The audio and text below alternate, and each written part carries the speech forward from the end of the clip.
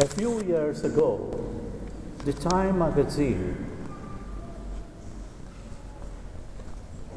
had a very intriguing and interesting survey and article from various scientists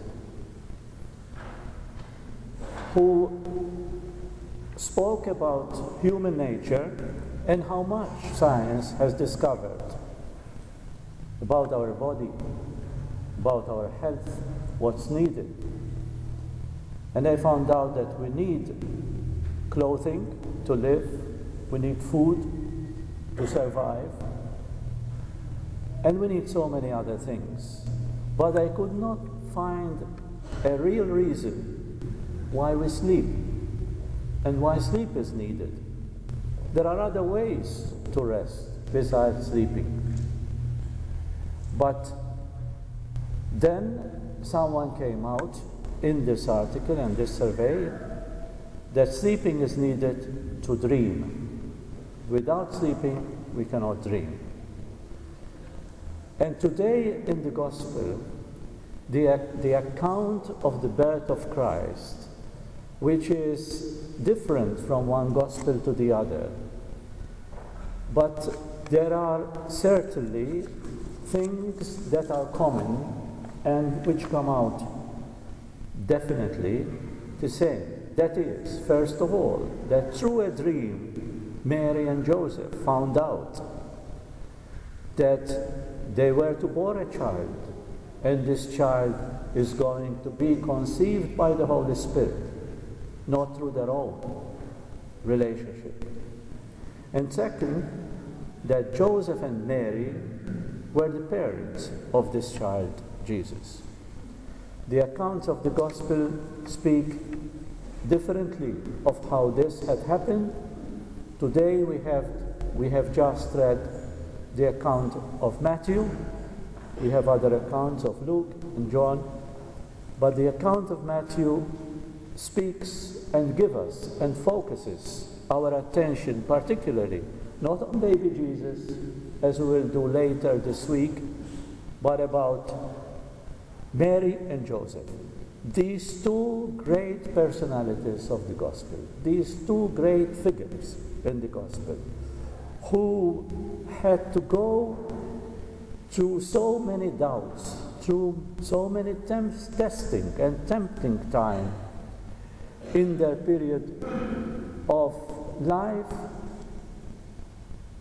to come to do the will of God that they have been called to do. In the Jewish tradition, marriage was not like it is today. And the church, even our church itself, it is only now that we have discovered that love is a very important item and point in the life of a married couple. Before, in the Jewish tradition, they had three ways of marriage. First, there was the engagement, and the engagement was prearranged by parents or someone else, but mainly by parents. And sometimes this was done even during the birth of a child. And then there was the betrothal. The betrothal was a year before the wedding, and the couple were to see each other, but never to live with each other, and definitely not have any sexual intercourse. And then the wedding will occur. During this, the betrothal period, Mary found out that she was pregnant. And of course, you can imagine herself, her surprise, knowing that she didn't have any relationship with any man, and more so, the man himself, Joseph. Because during that period, if a woman was caught pregnant and was caught in adultery, because it was a legally binding time, and so who betrays the future husband, he was accused of adultery, then the punishment was stoning. And so you can imagine what these two persons have gone through at that time, not understanding what was happening in their life and what was the true meaning of all that was coming. And so, in a dream, Joseph was approached by an angel who told him, don't worry, and don't send, because he wanted to send her away so that she wouldn't be stoned. And the angel told Joseph, don't worry, what is happening is coming through the Holy Spirit. And you have to board this child, she is going to board this child, and you are going to be his father, and you will name him, you will call him Emmanuel, which means God is with us. Because this is the meaning of the birth of Christ. God has come down to show us that he is with us. And I would say not only with us, he is within us, because God is in us and with us. And so, during that painful time for Mary and Joseph, although they have received this announcement and this good news through a dream, they did not know exactly what was happening. And dreams cannot remain dreams, we say in the book, until they become a reality. And that's what they wanted to discover. They wanted to discover, what is this dream? What does these dreams mean to them? And by praying,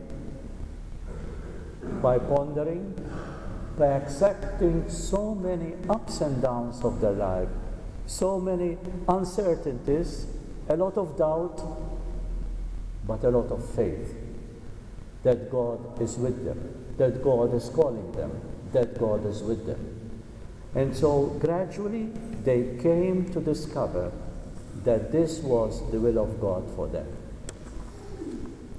Teilhard de Chardin once said, what prevents you from unfolding Christ in your arms is your inability to see.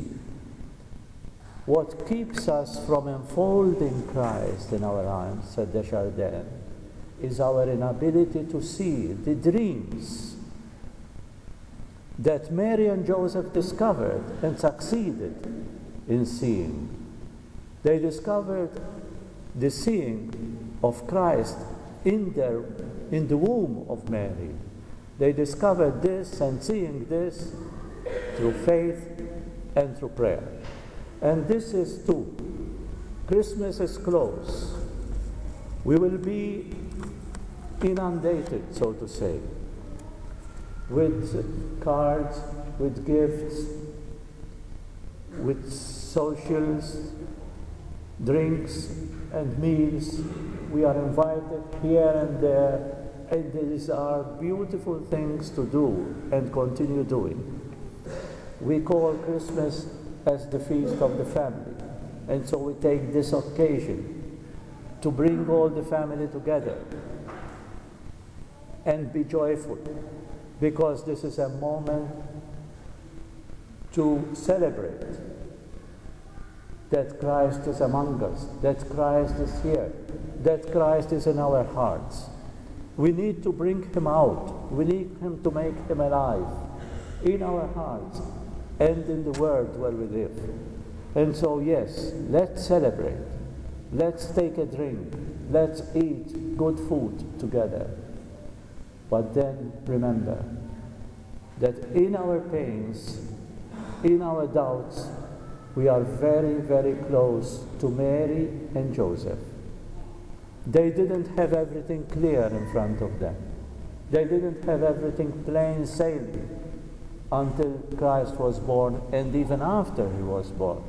We know very little, but we know enough how much they suffered, how many uncertainties they have gone through, and how much they prayed and believed and pondered until the truth really came out in their hearts and in their minds to believe that what was happening in their lives was truly God's saying, God's will.